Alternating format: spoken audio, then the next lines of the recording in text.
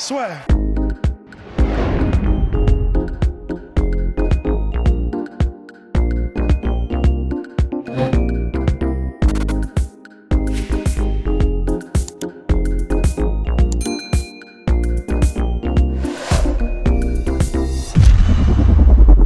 Bonjour à toutes et à tous, bienvenue dans le podcast La Source. Bonjour Rust. Bonjour Guillaume, magnifique jersey. Thank you very much Minnesota Timberwolves. Je sais pas pourquoi je fais ça, mais shout out shout out à Prince parce que c'était le maillot Prince. Bref, voilà. Alors on va parler là de la prophétie John Jones, Israël Adesanya, ça y est, ça chauffe. Vous savez qu'on est quand même nous de notre côté assez hypé par ce combat-là parce que John Jones serait enfin, pourquoi pas, mis en difficulté, enfin motivé, on retrouverait le beau John Jones et d'un autre côté Israël Adesanya aussi devrait se dépasser. Et donc là, parce qu'on n'est pas si mauvais que ça en matchmaking, et on va essayer avec Russ de se frayer un chemin vers le choc Jones Israël Adesanya. Mais avant ça, n'oubliez pas l'opération 50 G's, 50 000 abonnés d'ici la fin de l'année. Vous nous aidez énormément. Ça a été lancé par Russ qui a même fini en tendance sur Twitter avec son hashtag 50 G's. C'est une blague, bien évidemment. Non, ce n'est pas vrai. Ce n'est pas encore vrai. Donc voilà, donc si vous souhaitez nous aider, n'hésitez pas à vous abonner et à nous envoyer le pouce bleu. Et d'ailleurs, oui, j'en profite aussi. Le problème a été résolu parce qu'on avait certains épisodes qui n'apparaissaient pas sur Spotify et sur Deezer. Eh bien, c'était dû à un problème technique qui a été résolu par les équipes de notre hébergeur. Voilà, mon cher Rust. Alors, Jones Adesanya. Déjà, c'est vrai qu'avant de commencer, on peut quand même effectivement, tu sais, tu as commencé le podcast en disant je pense que vous aussi vous êtes hypé. Franchement, on va pas se mentir. Vraiment, en fait, je vois pas comment c'est possible de ne pas être hypé. Et vraiment, et je dis pas ça en tant qu'une hyperbole, il faut faire des… En vrai, c'est pas possible de ne pas être hypé. C'est un des meilleurs de tous les temps, si ce n'est probablement avec… Bon, GSP, on l'a déjà dit. GSP, mais un des meilleurs de tous les temps, John Jones, contre probablement un des GOAT en devenir qui est Israël Adesanya. Et en plus, vu le set de compétences qu'ils ont et vu le scénario que c'est-à-dire que c'est John Jones, même si depuis quelques combats, franchement, il commence à ramer les galères, mais quand même, il gagne toujours. Il gagne, même si d'accord, c'est ric-rac, et bon, il gagne malgré tout, en tout cas aux yeux des juges et sur son palmarès, Sherdog, Wikipédia, Tapologie, il n'y a que du vert. Donc, et Israël Adesanya qui est en train de ruiner la concurrence à son poids. Donc, tout est parfait en fait. Tout est absolument parfait. C'est-à-dire que si… Et là, effectivement, on va même nous-mêmes peut-être se jinxer parce qu'on va dire effectivement, si jamais Adesanya gagne, qu'est-ce que donnerait le combat contre John Jones ? Mais voilà, s'il gagne, franchement, c'est effectivement un des plus gros combats de tous les temps, je pense. Je suis vraiment d'accord avec vous, mon cher Rust, et j'ai envie d'ajouter aussi, parce qu'on a été pas mal interpellés là-dessus, comme vous le savez, on répond à vos questions aussi bien sur Instagram, @lasseur, que sur Twitter, @lasseur_OFF. Et il y a pas mal de gens qui ont dit pourquoi est-ce qu'Adesanya parle énormément de John Jones, mais ne fait pas ce combat contre John Jones directement et affronte Jan Blachowicz. Et comme on le dit très souvent, l'UFC c'est un sport, mais c'est aussi un business. Et c'est vrai que ça… Et je l'avais expliqué à quelqu'un qui avait dit ouais, mais Adesanya, machin, c'est une peureuse ou je sais pas trop quoi. Bah non, c'est juste que si Adesanya a moyen d'avoir la ceinture light heavyweight et d'affronter John Jones ensuite, ça fait beaucoup plus d'argent pour tout le monde. Alors que si les deux s'affrontent pour rien, je ne vais pas dire autant le faire dans la rue, mais c'est tout comme si vous voulez. Parce qu'avec la ceinture, vous voyez bien quand l'UFC fait toutes ses promos, dès que vous ajoutez un titre, vous vendrez beaucoup plus de pay-per-view. L'UFC dit à chaque fois, c'est pour la référence mondiale dans la catégorie. Alors que si vous avez un combat qui se fait justement en l'absence de ceinture, soit ils inventent des BMF comme pour Nate Diaz, Jorge Masvidal, ou soit ils font ça pour autre chose, mais l'impact est moindre. Alors que là, vous avez vraiment la possibilité de faire le champion middleweight, champion light heavyweight, qui affronte le plus grand de tous les temps dans sa catégorie. Enfin, non, je t'ai plus. C'est Byzance, c'est clair, c'est Byzance. Et en plus de ça, au-delà même du fait que ce sera un combat titanesque, au niveau, il y a une vraie incertitude par rapport au gagnant. Et c'est ça qui rend le truc encore mieux. C'est-à-dire que très franchement, j'aurais tendance à mettre une petite piécette sur John Jones parce que la lutte, parce que le clinch, parce que l'intelligence de combat aussi.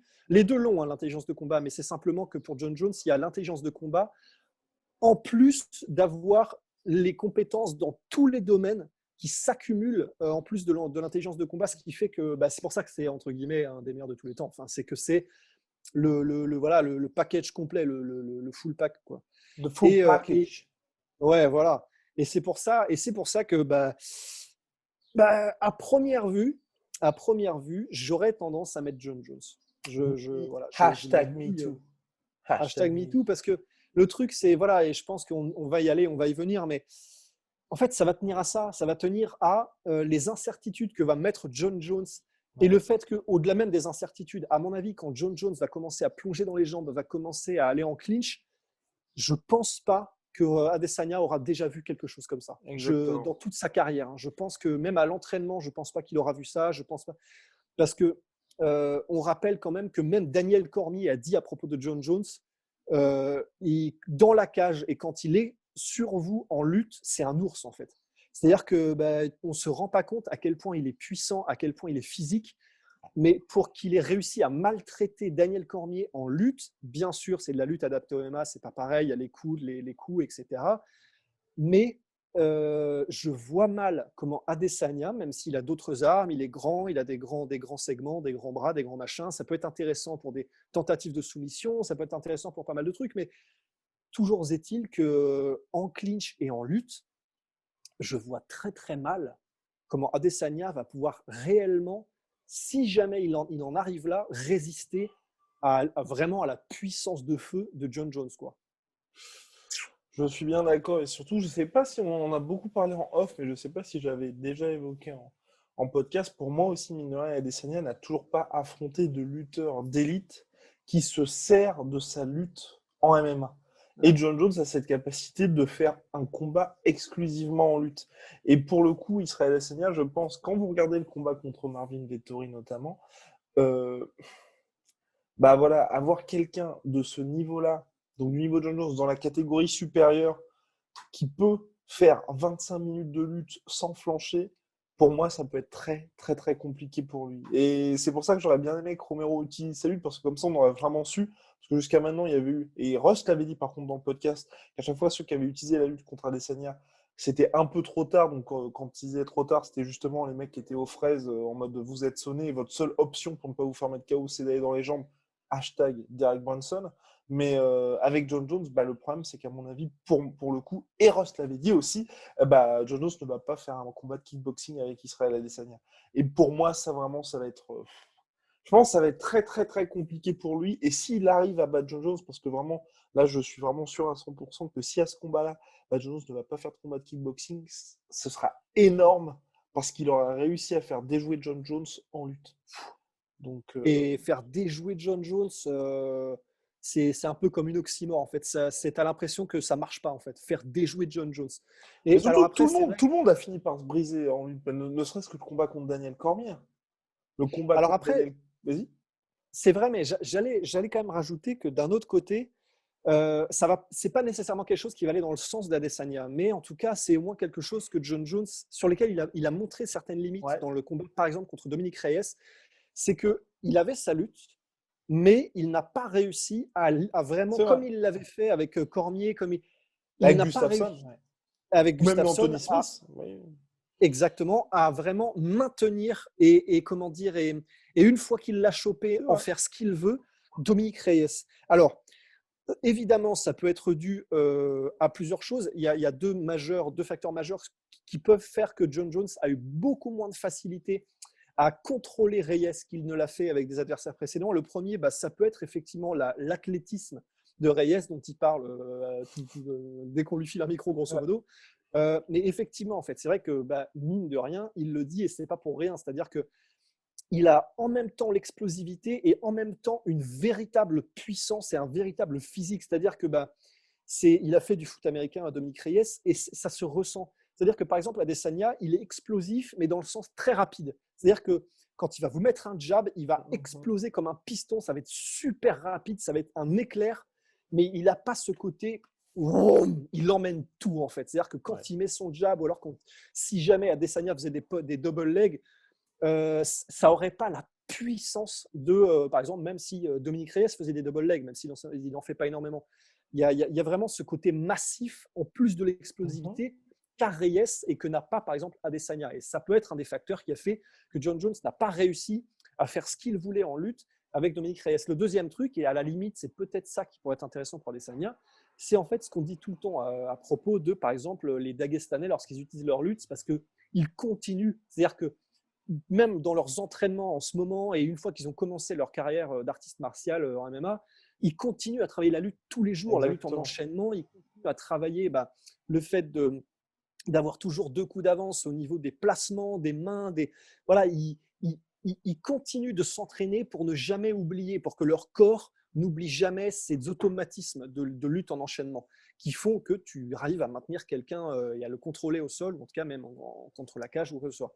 Et ça, c'est possible que ce soit aussi parce que John Jones a donc arrêté un petit peu en fait de s'entraîner aussi souvent qu'il peut-être le devrait en lutte en enchaînement ou en lutte tout court, parce qu'il se repose dessus, parce qu'il a vu qu'il avait autant de facilité, et qui a fait que là, il y a une nouvelle génération, la personne de Dominique Reyes qui est montée. Bon, même sur le camp d'entraînement, tout simplement, cela dit. Oui, de John Jones. Oui, complètement. Oui, absolument. Donc, mais toujours est-il que là, à mon avis, il s'est dit j'ai gagné contre Dominique Reyes. C'était très, très, très, très, très, très, très tendu. Ouais. Et c'était très tendu aussi, peut-être parce que je n'ai pas réussi à le dominer normalement comme je le fais avec tout le monde en lutte. Donc, maintenant, 2 options. Soit, et c'est très probable, soit il s'en est rendu compte parce que c'est John Jones, c'est comme Mayweather Maidana en fait, c'est comme Mayweather tout court, c'est-à-dire que si tu l'exposes sur quelque chose, le combat d'après, normalement, c'est terminé. Bon, non, en fait. Donc là, c'est pareil, c'est-à-dire qu'il y a moyen que si Adesanya mise sur ça, sur cette perte d'habitude de John Jones en lutte pour peut-être s'en sortir, même si jamais il arrive à se faire choper contre la cage, je pense que ce serait peut-être un mauvais calcul. Là, à mon avis, pour Adesanya, ça va vraiment, et c'est pour ça que c'est très compliqué, ça va vraiment être ne surtout pas se faire approcher, en fait. Ne surtout pas se faire coller, quoi. Exactement, et surtout que je pense que John Jones va faire.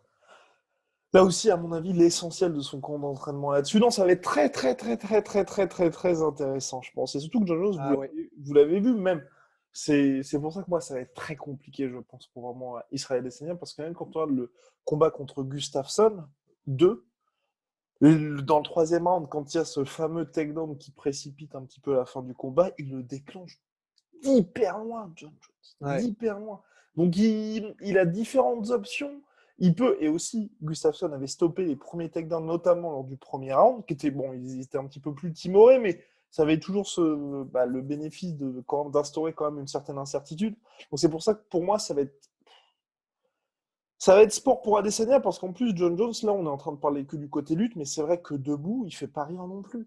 Donc, debout, il est aussi super, super, super technique, en fait. Il a cette intelligence, c'est-à-dire que non seulement il est très long, et rien que ça, déjà, c'est pas nécessairement évident pour Adesanya, parce que là… Qui a l'habitude, en plus, pour lui, d'avoir cet avantage-là en allant sur ses adversaires. Oh, God bless yourself. Bless yourself. Mais oui, et en plus, alors attends, Paulo Costa, Kevin Gastelum, Yoel Romero, c'était quand le dernier qui a affronté Adesanya, qui a des jambes qui font 5 mètres et des bras qui font 45. En fait, et qui sait les utiliser en plus. Alors, oui évidemment, Whittaker est ultra rapide. Évidemment, Gastelum est ultra rapide. Explosif. Mais c'est pas du tout le même jeu. Explosion. C'est pas du tout le même jeu, les mêmes compétences que quelqu'un qui est très long et qui peut les utiliser de la bonne manière, qui peut vous toucher de très très loin. Et avec John Jones, ça va être ça. Donc déjà, premièrement, alors bien sûr, je pense qu'Adesanya a l'habitude de travailler avec tout un tas de morphotypes, mais là, c'est quand même si tu as l'habitude de travailler avec des mecs qui sont très grands et très longs, c'est John Jones. Donc c'est quelqu'un qui est capable, lui aussi, d'utiliser ça très intelligemment, d'utiliser différents types de feintes, lui aussi, pendant un combat. Au niveau de la variété des coups, il est vraiment capable, puisque c'est le mot, en fait, on l'utilise depuis du début du podcast, mais les incertitudes, les feintes, être capable de te mettre en sur-régime au niveau du psychotage quand tu es en face, quoi. John Jones, il a la capacité de faire ça aussi. Il est extrêmement intelligent. Il y a plusieurs niveaux de feinte qu'il arrive à faire, où genre il va te mettre middle, donc tu t'habitues, et puis d'un moment, il va te mettre le low kick ou le high kick. Enfin, il est capable de travailler à différents niveaux. Donc, déjà, même si Adesanya, c'est le maître en la matière, il va probablement avoir à qui parler. Et donc, c'est vrai que c'est là où c'est chaud. C'est que non seulement debout, je pense que John Jones, il va prendre un petit malin plaisir à essayer de voir, ok, c'est Ouais. le meilleur du monde, on va voir. Parce que c'est ce qu'il a fait toute sa carrière, John Jones. C'est le meilleur du monde, on va voir. Dans ce domaine-là, particulièrement. Voilà, Cormier en lutte, Teixeira en boxe contre le clinch, Thiago Gustafsson Santos, mine de debout, rien.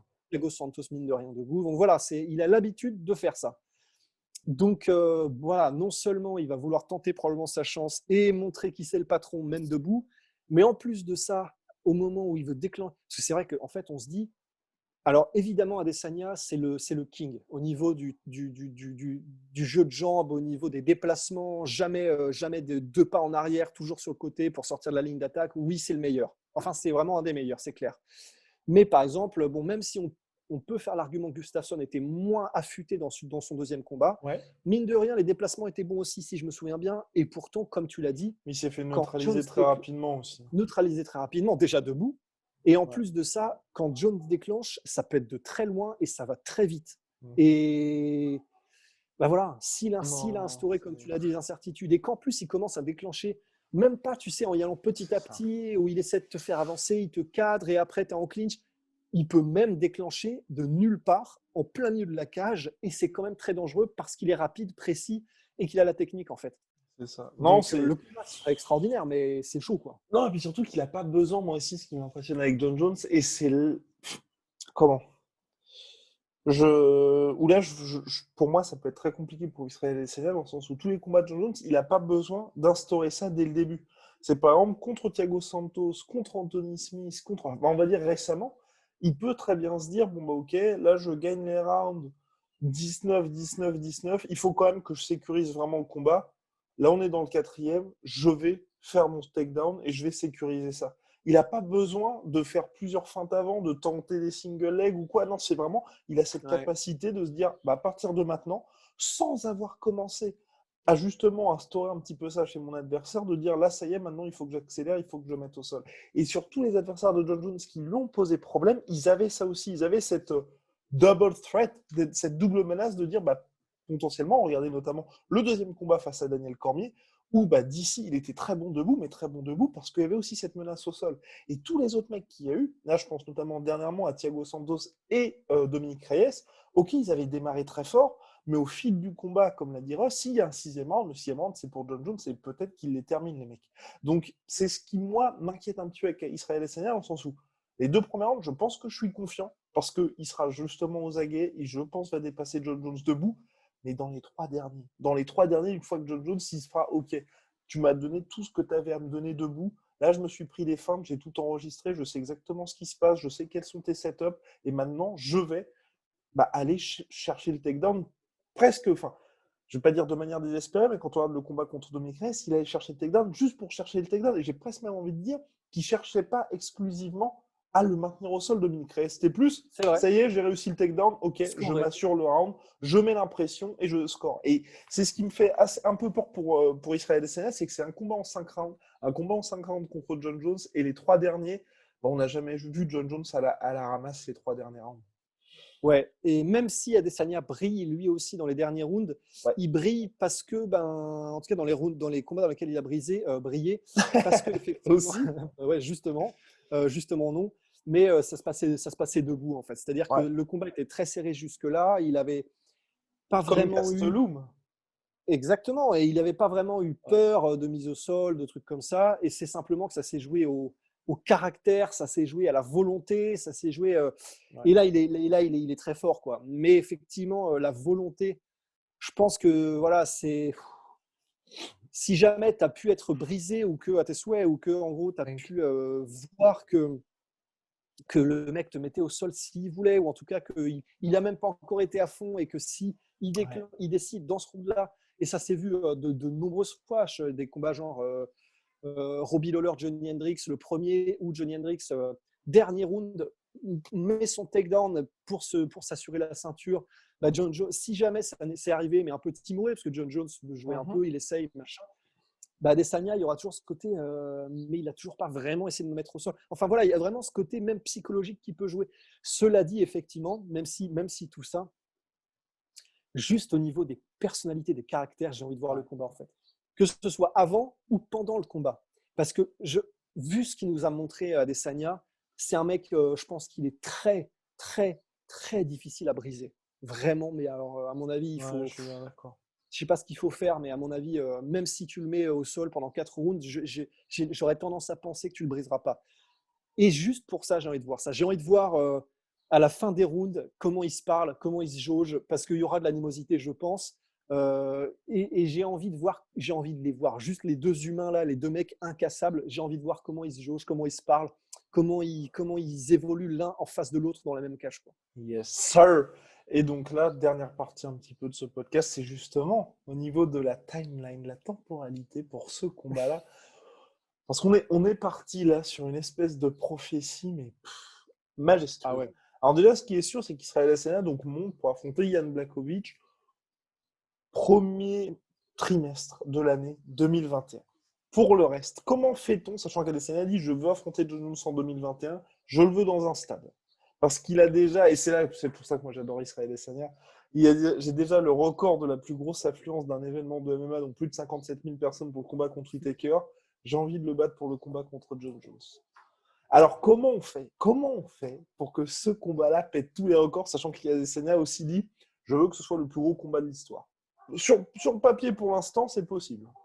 Ah bah surtout s'il bat Blachowicz et admettons, alors je pense que c'est pas possible Ouais. vu la timeline, mais que John Jones batte un heavyweight de renom en attendant. Mais ça n'a pas l'air d'être le cas parce qu'il n'a pas l'air de se préparer pour qui que ce soit, John Jones. Enfin, Ouais. en tout cas, il n'a pas l'air d'avoir d'annonce qui se prépare. Mhm.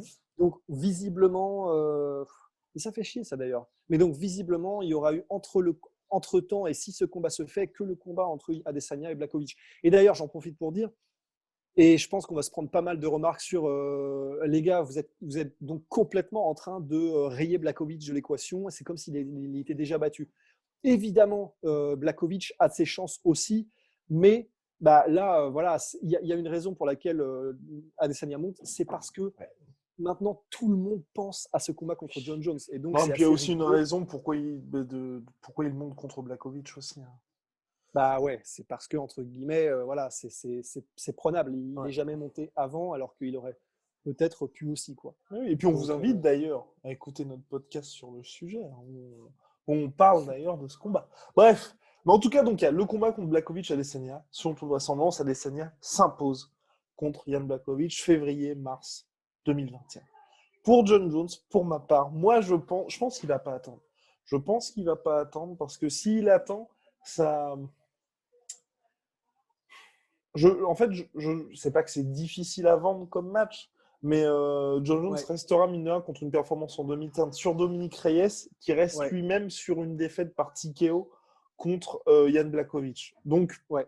dur, très très dur de vendre ça. Donc moi, ce que je pense, c'est qu'entre-temps, John Jones aura fait un combat en heavyweight. Enfin, entre-temps, je veux dire. Pour moi, en fait, le combat Adesanya-John Jones, ils le font en décembre. Ce que j'avais dit à Russ, pour moi, c'est le dernier pay-per-view de l'année, soit novembre, soit décembre. Le 2021. ouais, 2021, le gros blockbuster, comme ils ont l'habitude de le faire pour la fin d'année, histoire de bien faire plaisir dans les caisses de WMI AMG. Voilà, vous faites le choc à la fin de l'année, soit à Las Vegas, soit à Dallas, dans un stade. Comme ça, en plus, le Covid, et selon toute vraisemblance, bah, soit il y a le vaccin, enfin, il y a un truc qui fait que vous pouvez être sûr d'accueillir du monde. Et, et John Jones, je pense, a pris la ceinture heavyweight. Et avec Ouh. Rust, on en avait parlé aussi.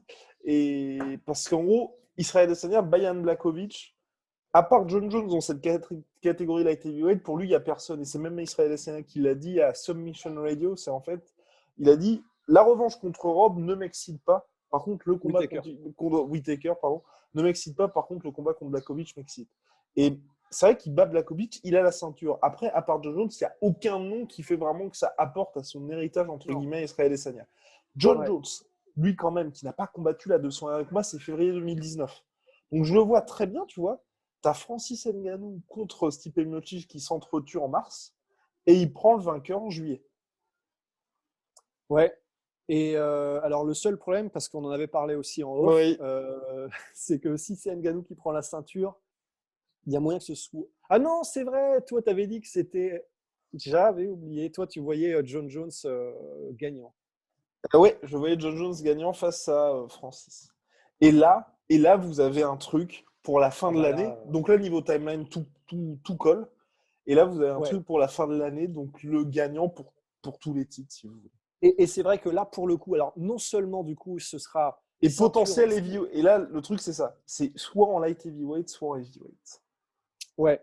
Et de toute façon, ce que ça veut dire, c'est que donc il y aura Adesanya qui sera. Alors, si jamais ils font un petit perlimpinpin entre temps, qui fait que Adesanya peut garder la ceinture middleweight et light heavyweight Ouais. pour une raison Ils X le ou Y. feront, oui, ils feront un titre Ouais, intérimaire voilà. middleweight. Donc, en fait, là, effectivement, en préparation, on a potentiellement, sans aucun doute, le plus gros combat de tous les temps. Alors, déjà, sur plusieurs niveaux. Premièrement, pour les ceintures, parce que ce sera le champion middleweight, light heavyweight contre le champion heavyweight.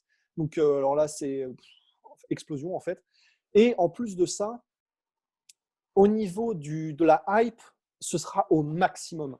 Parce que donc, Adesanya, il sera sur 20 victoires d'affilée. 21. Un truc comme 21 victoires d'affilée. Il aura battu le champion light heavyweight. Donc, il sera sur une pente ascendante. Mais alors là, c'est Bah, c'est X Conor égale McGregor 2Y. juste après Eddie Alvarez.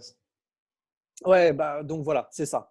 Et il va contre un mec qui est lui-même en train d'écrire une histoire Ouais. originale et une histoire avec un grand H de son côté, en étant le champion en titre invaincu depuis on ne sait combien de temps en light heavyweight, qui est monté, qui a gagné la ceinture. Là, c'est un clash comme littéralement on n'en aura jamais vu dans Ouais. l'histoire du MMA. Donc, c'est sans aucun doute le plus gros combat de tous les temps. Voilà. Et sachant que tout ce qu'on raconte là, ça peut vous paraître assez improbable, mais sur le papier, ça se tient. Parce que par exemple, je vous vois déjà venir. C'est ceux qui disent, mais les gars, vous oubliez Stipe Miocic. Si Stipe Miocic perd contre Francis Ngannou, vous pouvez être sûr que c'est par KO. À 36 piges, avec un gosse, avec un combat par an ces dernières années, je pense que s'il se prend un KO contre Francis Ngannou, il ne revient pas, Stipe Miocic. Ou alors, s'il revient, bah, il revient en 2022. Il va pas revenir quelques mois plus tard et surtout, en plus, s'il revient quelques mois plus tard, il n'aura pas du tout le temps de faire un combat pour redevenir le challenger officiel et ensuite récupérer sa ceinture. Donc Ouais. voilà. Donc voilà, alors évidemment, ça fait quand même des grosses conditions. Il faut que Jones batte Blachowicz, même si on aurait tendance à donner Adesanya bat l'avance. Blachowicz. Adesanya, pardon. Ouais. Il faut, et là c'est peut-être le plus gros if, que John Jones batte soit Stipe Miocic, Ouais. soit Francis Ngannou. Mais voilà, mais je pense que là, honnêtement, si ce scénario fleurit, Mhm. là, je pense que tous derrière nos ordinateurs, on est d'accord. C'est Oui. sans aucun doute le plus gros combat de l'histoire. Mais je pense que oui. Et la seule question, c'est surtout ça, c'est en fait, est-ce que et c'est pour moi le plus incertain, c'est est-ce que John Jones va combattre entre-temps. Parce que le problème, c'est ça aussi, c'est s'ils ne le font pas combattre, je ne vais pas dire qu'il a déjà perdu, mais quelle image Ouais, ça donne de John Jones quand même. bah ouais. Il était champion, il rend son titre parce qu'il veut monter chez les lourds, et finalement, il affronte Adesanya qui lui a, entre guillemets, pris sa ceinture. Ouais, non, ça Tu aurait sais, pas c'est de un gueule. peu compliqué, tu vois. Ça ressemblerait C'est à rien, très franchement. Ça c'est pour ressemblerait à ça que rien. pour moi, tu vois, il doit faire au moins un combat chez les lourds, histoire de, bah, tu tamponnes le truc, le déclin, là, il Ouais. est complètement enrayé, c'est parti, vous faites votre énorme combat d'ici 2021. Bah Fin ouais, c'est 2021. ça. Et Là, là, parce que voilà, il reste sur une performance en demi-teinte, comme tu l'as dit. Il faut faire remonter la hype. Et ça prendra pas grand-chose parce que c'est John Jones. un Il combat. suffira d'un combat dominé de la tête et des épaules, avec même, pourquoi pas, une finition pour que, chez les heavyweights, d'autant plus, Mais même pour que s'il tout le galère, monde. honnêtement, personnellement, il bat Francis, même en galérant. Enfin, il fait le même combat que contre Dominique Reyes, tu vois. À savoir, au début, il se fait dominer par le striking de Francis, ce qui, honnêtement, hein, je pense que personne ne va le blâmer. Hein, si les deux premiers rounds, il est en mode Usain Survie. Bolt. Ouais. Exactement.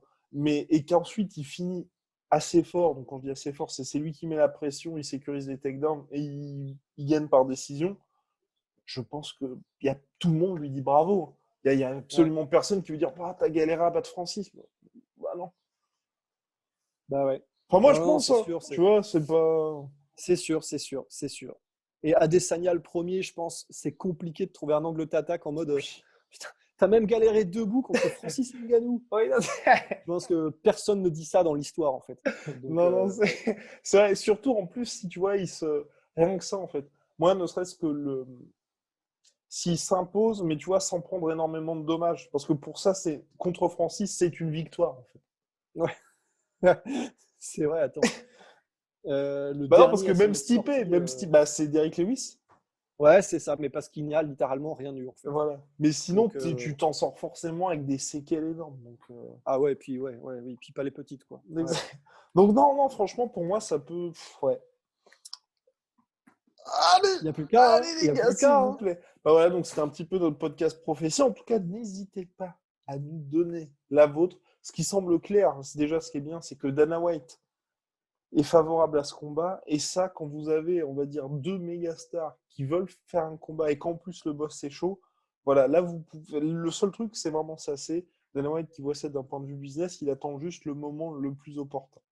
Et là, Ouais. bah, on lui a donné les clés, tout simplement. Hein. Ah bah là, il a les clés du camion, il n'y a plus que là, hein, vraiment. Bon, bah, vraiment. Dis-nous merci, Dana.